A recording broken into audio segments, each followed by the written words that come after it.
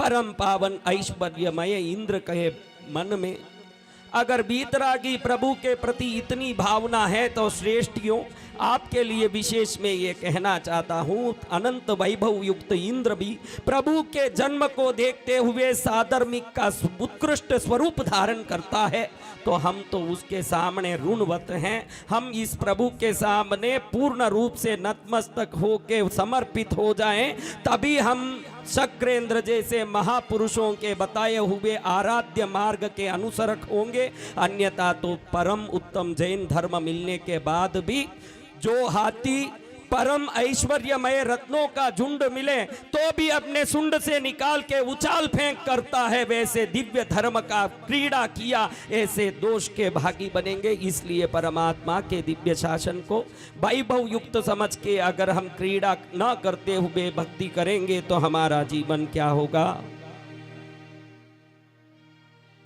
अब परमात्मा के इस प्रकार के वैभव में एक समय में शक्रेंद्र पालक विमान की विक्रवण के बाद सबसे पहले स्वयं ही आदेश देते हैं कि सबसे ऊंचा आसन खुद का लगाया जाए और वाम भाग में 4 और दक्षिण भाग में 4 ऐसे 8 पट्ट महिषियों के लिए 8 विशेष सिंहासन लगा दिया जाए और तुरंत उसके बाद उनके 84,000 अंग रक्षक देवों के सिंहासन 84,000 लगा दिया जाए और उसके बाद 12,000 अभ्यंतर परिषदा के देवों के, 14,000 मध्यम परिषदा के देवों के, 16,000 बाह्य परिषदा के देवों के स्वर्ण सिंहासन लगाए जाते हैं। उसके पीछे 7 सेनापतियों के 7 सिंहासन, 1 करोड़ देवताएं हर सेना के पति होने के कारण 7 करोड़ सिंहासन 7 सेनापतियों के पीछे लगाए जाते हैं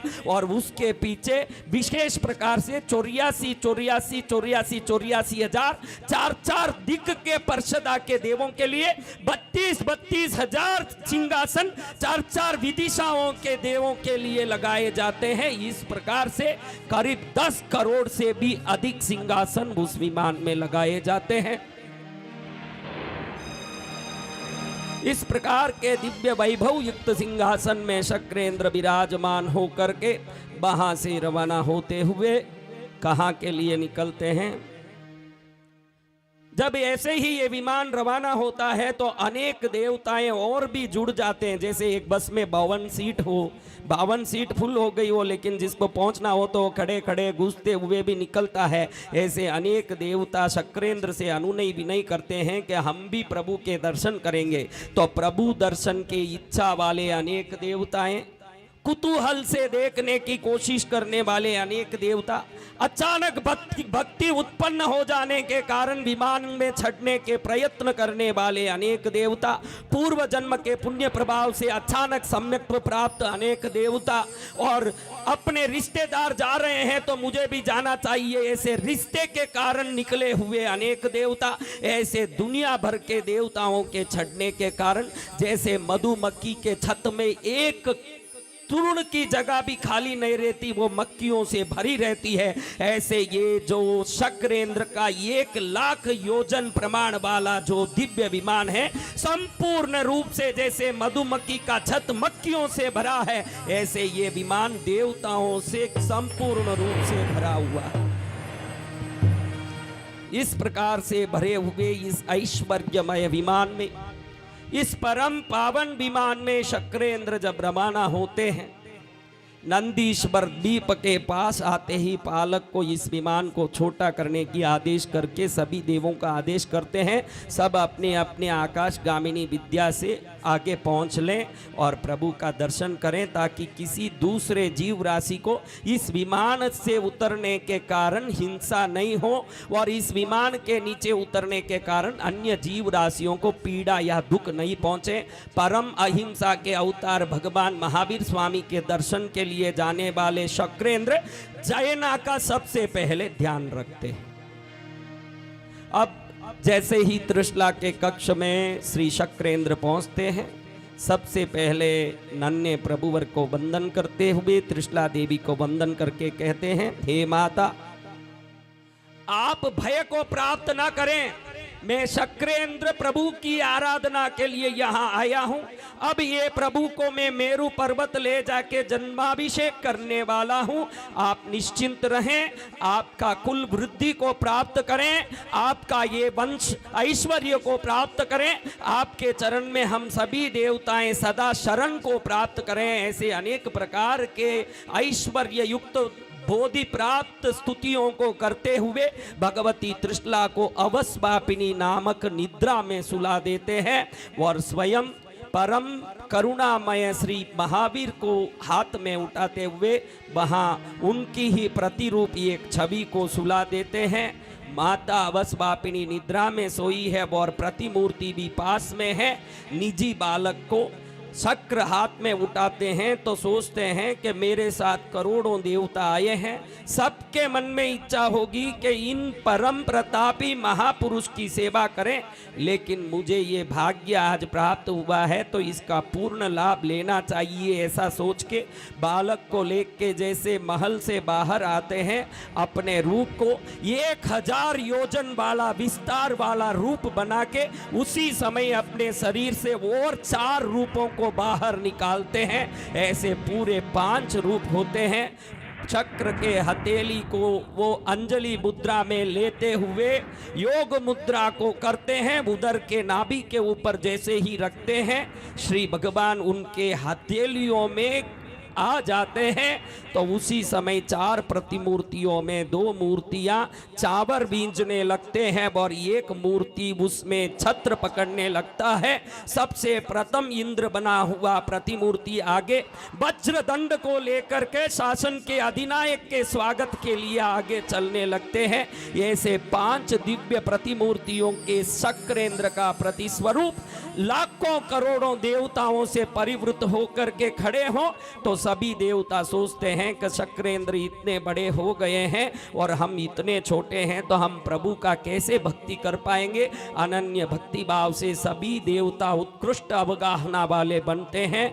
ऐसे जैसे पृथ्वी उठ के अपने आप स्थान परिवर्तन करता हो, इस प्रकार से समस्त तीर्थंकरों के भक्ति करने वाले ये देवों का समूह जैसे कोई पृथ्वी उठ के आगे चल रहा हो, ऐसे विस्तार समूह वाला बन के मेरू पर्वत की ओर अग्रसर हो रहे हैं और परम पुण्यमय, परम आनंदमय, अति उल्लासमय जन्माभिषेक को करने के लिए अग्रसर हो रहे हैं। मेरू पर्वत में जिस पर्वत का विशाल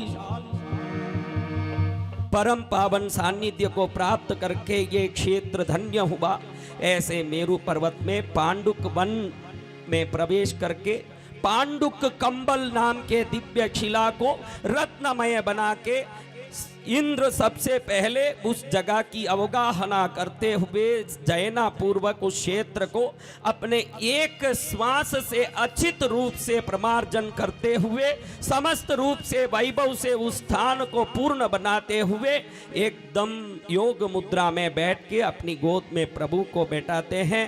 तो इधर चारों तरफ से देव विमान नीचे उतरने लगती है। नागकाय के इंद्र, असुर कुमारों के इंद्र, व्यंतरों के इंद्र, राक्षसों के इंद्र, दानवों के इंद्र, गंधर्वों के इंद्र, किन्नरों के इंद्र, किम पुरुषों के इंद्र, सिद्धों के इंद्र, पातालों के इंद्र, ऊर्ध्वलोक के ब्रह्मेंद्र, ईशानेन्द्र, सौधर्मेंद्र आदि सर्व प्रकार के इंद्रों से परिवृत चारों तरफ ऐश्वर्यमय उस स्थान में करोड़ों देवता मेरू पर्वत की तरफ आने लगे हैं और करोड़ों विमान चारों तरफ आकाश में घेरने के कारण जैसे दिन में ही अंधेरा हो गया हो, ऐसे आकाश में विमानों के घेरने के कारण एक घोर अंधेरा चारों तरफ छाने लगता है।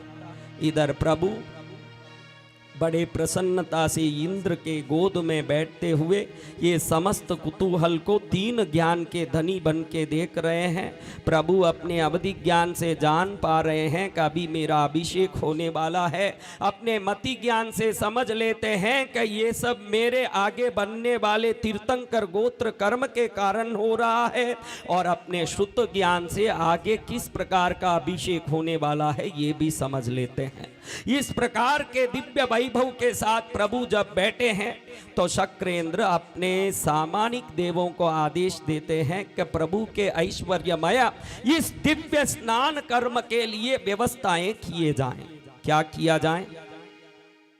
तो सभी देवताएं 64 इंद्र और 64 इंद्रों के पट रानियां, आप कभी ये मत सोचना कि 64 इंद्र 64 इंद्राणियां, ऐसे नहीं।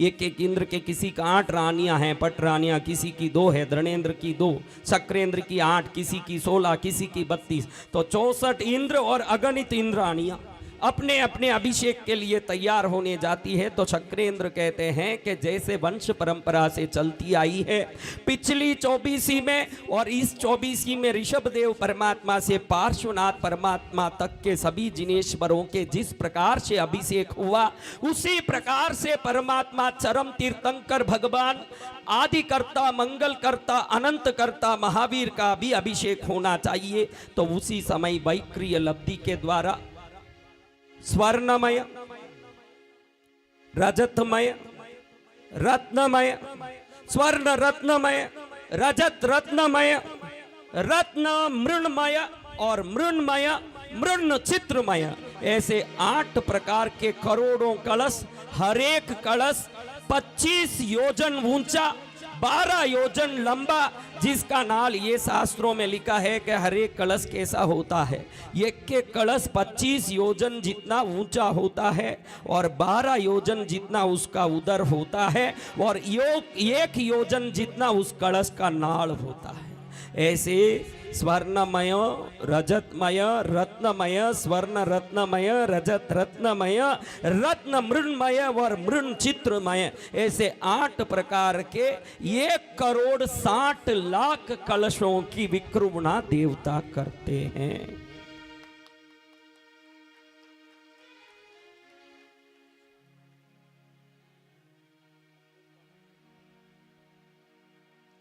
अब इन कलशों की तैयारी के बाद परमात्मा का अभिषेक के लिए जल लेके उस जल के अभिषेक को सिंचित करने जाने वाले शक्रेंद्र अपने देवों को पूछते हैं कि क्या क्या सामग्री की तैयारी हुई।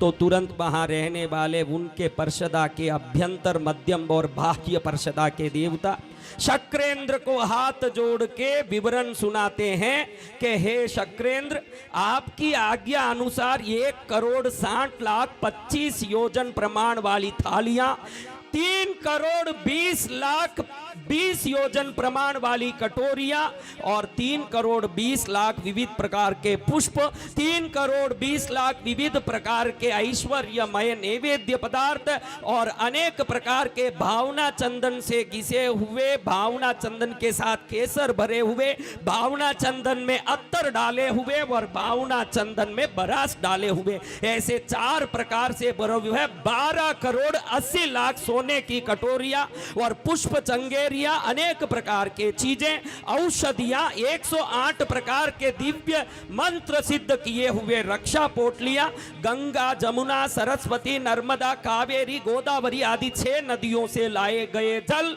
और अनेक प्रकार के क्षीरोदधि, लवणोदधि आदि जगहों से लाए गए समुद्रों के जल, वर्षा ऋतु में सीधे हाथ में पकड़े हुए वर्षा का जल, ओस की बूंदों को इकट्ठा किया हुआ शीत जल और बर्फ से लाया गया बर्फ जल और मनुष्यों के दृष्टि के ऊपर चलने वाला मानसरोवर नदी से लाया गया दिव्य स्वच्छ जल आदि अनेक प्रकार के जल 12,80,00,000 कटोरियों में भरे गए।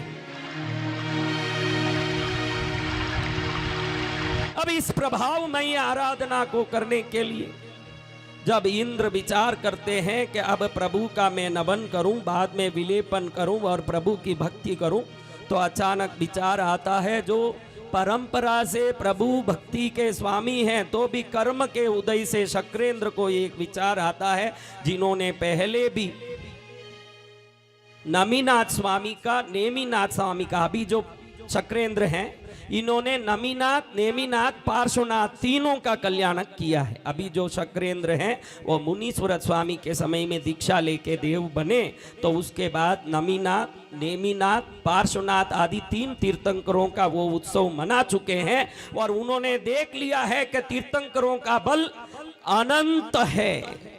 क्या है? अनंत है। तो भी वो मन में अचानक कोई कर्म उदय के कारण सोचते हैं कि ये शिशु 1,60,000 1,60,00,000 अभिषेक को झेल पाएंगे या नहीं, ऐसा सोच के संकुचित होते हैं। तो प्रभु अपने ही मति ज्ञान के द्वारा इस बात को समझते हुए उनको एक उदाहरण देना चाहते हैं कि हे शक्रेंद्र, तीर्थंकर गोत्र कर्म के उपार्जन के बाद जब अपने गर्भिणी माता के उदर में से प्रकट होते हैं तो केवल ज्ञान के पहले ही अनंत बली, अनंत शक्तिमान, अनंत ऐश्वर्य के स्वामी और विश्व के सभी देवों से वंदनीय होते हैं। ये तू जानने के बाद भी अगर शंका करता है तो तेरे शंका को निर्मूल करने के लिए मैं अपने बल का प्रमाण बताऊंगा। ऐसा सोचते हुए अपनी कनिष्ठिका पैर की सबसे छोटी उंगली को मेरु पर्वत के पांडु कंबल शिला के ऊपर थोड़ा सा दबाव देते हैं। उसी समय भयंकर भूचाल आया हो, शांतों समुद्र में तूफान आया हो, मेघ सब इकट्ठे होकर के बिजली और बारिश की वर्षा करते हो, सभी प्राणियों में कुतूहल मचा हो, इस प्रकार से घोरनाद होता है। उस घोरनाद के साथ मेरु पर्वत चारों तरफ हिलने लगता है। तो उस समय एकदम भय को प्राप्त शक्रेंद्र कोपायमान होकर के सोचते हैं कि किस दुष्ट ने प्रभु भक्ति में विक्षेप पहुंचाने की कोशिश की। ऐसे सोच के अपने अवधि ज्ञान से देखते हैं, एकदम विचार में समझ आ जाता है कि ये क्रीड़ा मेरे ही गोद में बैठे हुए बालवत भगवान महावीर का है। तो तुरंत हाथ जोड़ के वो वर्णन करने लगते हैं, ये प्रभु 20 मूषक मिलके एक बिल्ली का सामना कर सकते नहीं, 20 बिल्लियां मिलके एक श्वान का सामना कर सकते नहीं, 20 श्वान मिलके एक बकरी का सामना कर सकते नहीं, और 1000 बकरियां मिलके एक गाय का सामना कर सकते नहीं, 100 गाय मिलके एक बैल का सामना कर सकते नहीं, और 10,000 बैल मिलके एक ऊंट का सामना कर सकते नहीं, 1,00,000 ऊंट मिलके एक सिंह का सामना कर सकते नहीं, और 100 सिंह मिलके एक केसरी सिंह का सामना कर सकते नहीं, 1,000 केसरी सिंह मिलके एक सामानिक देव की सामना कर सकते नहीं, और 10,000 सामानिक देव मिलकर के भी एक वैमानिक देव का सामना कर सकते नहीं, 10 लाख वैमानिक देव मिलके एक भवनपति की सामना कर सकते नहीं, और 1000 भवनपति मिलके एक नाग कुमार निकाय के देव की सामना कर सकते नहीं, 2 बलवान प्रति वासुदेव मिलके एक वासुदेव की सामना कर सकते नहीं, और 6 चक्रवर्ती चक्री मिलके एक वासुदेव की सामना कर सकते नहीं, अनंत कोटि चक्रवर्ती मिलके भी एक इंद्र की सामना कर सकते नहीं, और अनंत इंद्र मिलके भी एक सौधर्मेंद्र की सामना कर सकते नहीं, अनंत सौधर्मेंद्र मिलके एक चक्रेंद्र की सामना कर सकते नहीं, अनंत कोटि चक्रेंद्र हो जाए साथ में तो भी आपकी छिटी उंगली की नख की सामना कर सकते नहीं। ऐसे परम ऐश्वर्य लब्धि को प्राप्त, परम शक्तिमय ताकत को प्राप्त आपके प्रति मैंने जो अशातना की, मन में संदेह का वरण किया, इसके लिए मैं कोटि कोटि बार क्षमापना की अपराधी हूँ। ऐसा उनका वंदन करते हैं। प्रभु की शक्ति को 3 बार ध्यान करने के बाद नमीनाथ स्वामी, नेमिनाथ स्वामी, पार्श्वनाथ जैसे तीर्थंकरों का अभिषेक करने के बाद भी अगर शक्रेंद्र में ये शंका उत्पन्न हुई तो इसी को कर्म का उदय कहते हैं। आपके मन में कितनी बार मंदिर में जाके पूजा करने के बाद भी आज ये एक सवाल अंदर है कि मुझे क्या मिला? मैं निश्चित रूप से ये जान सकता हूँ, क्योंकि शक्रेंद्र को ही ऐसा शंका हो जाता है। साधारण मनुष्य को हो ये कोई बड़ी बात नहीं। बड़े पुण्य के प्रभाव से इंद्र चारों तरफ पुष्प वर्षा होता हो मेरुक शिला में, उस प्रकार के वातावरण में ये 25 योजन ऊंचा और 12 योजन ऊंडा लंबा चौड़ा और 1 योजन नाल वाले दिव्य कलशों से बारी बारी से विभिन्न प्रकार से अभिषेक करते हैं। इसमें 64 इंद्रों में 62 इंद्र, 67 चंद्र और सूर्य, 67 चंद्र और 67 सूर्य वहाँ एक साथ उपस्थित रहते हैं। ऐसा 132 चंद्र सूर्यों का वहाँ उपस्थिति रहती है एक साथ, और 62 इंद्र और अन्य वैमानिक महर्दिक भवनपति आदि के निकायों के समस्त देवताओं से, नाग कुमार निकाय के, असुर कुमार निकाय के, राक्षस दानव कुमार निकाय के, पाताल अधोलोक ऊर्ध्वलोक आदि निकायों के देवता वहाँ उपस्थित होते हैं। इस प्रकार से 1 करोड़ और 60 लाख अभिषेक प्रभु के वो 25 योजन ऊंचा और 12 योजन लंबा कलश में प्रभु के कितने अभिषेक होते हैं? हाँ, बोलो जोर से,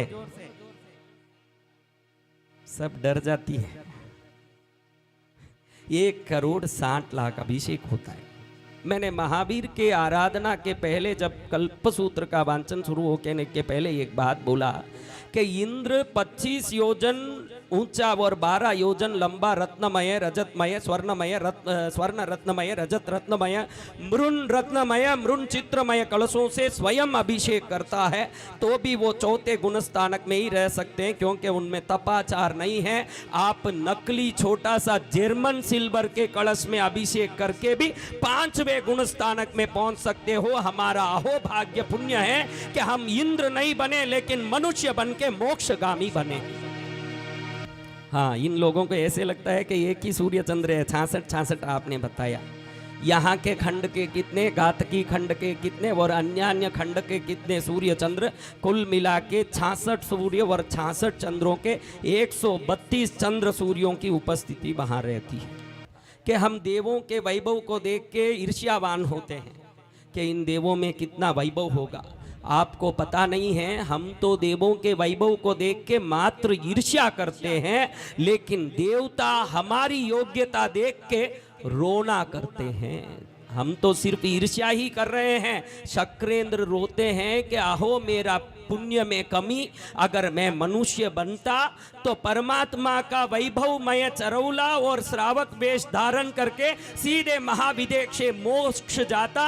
अगिनत लाखों साल इस वैभव के खड्डे में पड़ा रहूंगा, ऐसा सोच के परमात्मा तीर्थंकर परमात्मा के चरण में शक्र रोते। कितना पुण्यमय मनुष्य जन्म मिला है।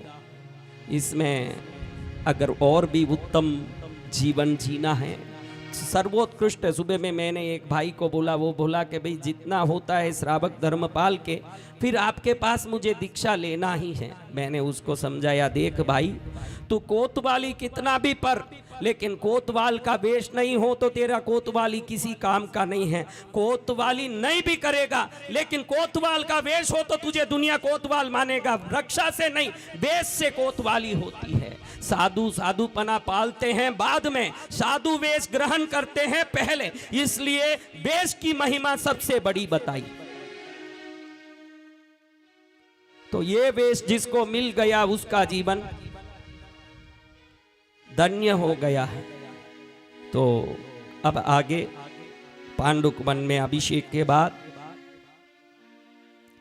ये जितनी आराधना के कलश 1,60,000 बनाई गई, इन सब को इंद्र शुद्ध परमाणुओं में परिवर्तित करते हुए ये परमाणु को विश्व भर के सभी प्रदेशों में विक्रमण करते हैं कि परमात्मा के नवन से उत्तमता प्राप्त सभी परमाणुओं आप पूरे विश्व में तुम फैल के सभी जनों में बोधि ज्ञान प्रदान करने वाले बनो।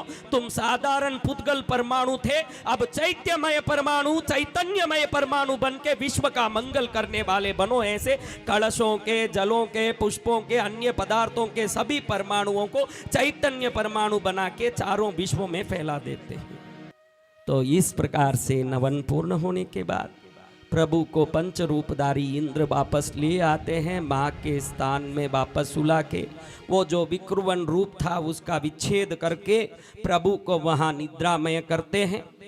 प्रभु जैसे ही माता को अवसवापिनी निद्रा से जगा देते हैं और हाथ जोड़ के कहते हैं कि माँ मेरा नमस्कार स्वीकार करो।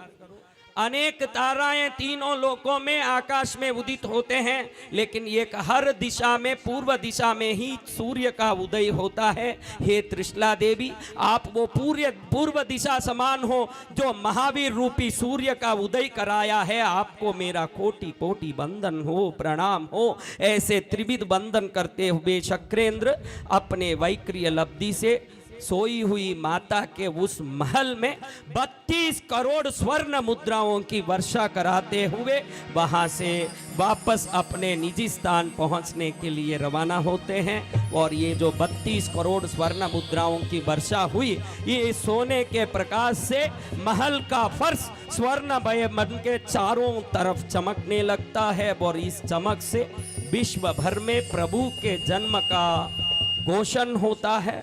प्रियंबदा नाम की दासी जैसे ही माता अवसवापिनी निद्रा से जग जाती है, तुरंत प्रियंबदा सिद्धार्थ राजा के पास पहुंच के आयुष्मान भव, कीर्तिमान भव, वृत्तिकारी भव, व्रतवान भव, तेजस्वी भव, मंगलमय भव, करुणावान भव राजन। आपके कुल को चारों दिशाओं में यश के रूप में फैलाने वाला, जिसके रूप को देख के विश्व के सभी जीव मोहित हो जाएं, ऐसे परम रूपवान, परम शक्तिशाली क्षत्रिय कुल के काश्यप गोत्र के श्री सिद्धार्थ राजा, आपके काश्यपी गोत्र में मंगल करने वाला, अनंत प्रकार से मंगल करने वाली वाशिष्ठ गोत्र वाली त्रिशला के कुक्षी को उजाला देने वाला, इस महल के हम सभी दास दासियों के ऊपर आज से प्रेम बरसाने वाला, विश्व का सर्व मंगल करता एक दिव्य संतति संतान आपको प्राप्त हुआ है। ऐसे बधाती हुई, स्वर्ण थाल को बजाती हुई, मोतियों को चारों तरफ बिखेर के बधाती हुई प्रियंबदा दासी बोलती है। उसी समय इस आनंदमय वार्ता को सुनने के साथ सिद्धार्थ राजा अपने रोमांचन को सहन नहीं कर पाते हैं, तो उनके शरीर के रोमांचन के कारण अपने आप आभूषण सब खुल के नीचे गिरने लगते हैं। सिद्धार्थ राजा अति प्रसन्न होकर के अपने मुकुट के सिवाय जितने आभूषण शरीर में पहने हुए हैं वो सब आभूषण प्रियंबदा को देख के कहते हैं, प्रियंबदा तेरा नाम क्या है मैं ये नहीं जानता हूँ, लेकिन आज तूने एक प्रियमय वचन मेरे सामने कहा, इसलिए प्रिय भाषिनी होने से आज से मैं तेरा नाम प्रियंबदा रखता हूँ। और तू परम प्रिय वार्ता करने वाली होने से आज से तुझे सभी दासत्व से मुक्त करता हूँ। तू परम आनंद करती हुई तुझे जितना चाहिए मेरे खजाने से उतना ऐश्वर्य को लेके अपनी स्वतंत्र जीवन को जीने जा सकती है। तुझे मेरा आशीर्वाद। परम पावन श्री प्रभु के जन्म के तीसरे दिन चांदी से बनाया हुआ एक पूर्ण चंद्र का प्रभु को दर्शन कराने के बाद प्रभु और माता को स्वच्छ कराया जाता है। सबसे पहले स्वच्छीकर्म के पहले प्रभु और माता को रजत चंद्र का दर्शन कराया जाता है। रजत चंद्र के दर्शन के बाद प्रभु और माता दोनों को शुद्धि कर्म के द्वारा, वैसे तो 56 दिक्कुमारियों ने सूची कर्म किया, लेकिन प्रसव का जो प्रसूति कर्म है उसके बाद का सूची को पूर्ण करने के लिए तीसरे दिन शुद्धि कर्म करते हुए माँ और बालक दोनों को पहली बार गवाक्ष के बाहर लाके खिड़की की ओर झांकने वाले श्री चंद्रदेव का दर्शन कराया जाता है। और माता के सामने तिलकधारी, भगवा वस्त्रधारी, रुद्राक्ष मालाधारी, मन में वेदों के साम वेद, यजुर्वेद, अधर्वण वेद, ऋग्वेद आदि चतुर्वेदों के धारी, हृदय में शिव शंकर का ध्यान करने वाले ज्योतिष्क पंडितियों को लाके चंद्र दर्शन करवाने सिद्धार्थ राजा कहते हैं। तो वो सभी पंडित उस छोटे से बालक को सीधे चंद्र की ओर मुख करा के ओम चंद्रमा अशी औषधिपति रसी तारा गणाधीशादसी सर्व सौख्य करोषि सर्वमंगल करोसी दीर्घायुर्पद आदोयुसी। ऐसा बोल के मंगल वचन करते हैं। तो उसी समय चंद्रदेव अपने सामने श्री तीर्थंकर परमात्मा को देखते देख के अपनी किरणों को तीर्थंकर परमात्मा की ओर भेज के अपने अमृतीकरण से प्रभु का सिंचन करके चरण वंदन करके नमस्कार करते हैं। ऐसे परमात्मा का भव्यमय तीसरे दिन में चंद्र दर्शन होता है। चौथे दिन सुबह प्रभु को सूर्य दर्शन कराया जाता है। ओम भास्करोसी दिनकरोसी उषापतिरसी सहस्त्र किरणोसी तेजोशी तेजोमयोशी वृत्तिर्करोशी। ऐसे बोल के दिनकर भास्कर तेज देने वाले तेजमय आपको नमस्कार। आप इस बालक के जीवन को वृद्धि तेजमय आयुर्वृद्धि करने वाले बने, ऐसे प्रार्थना करते हैं।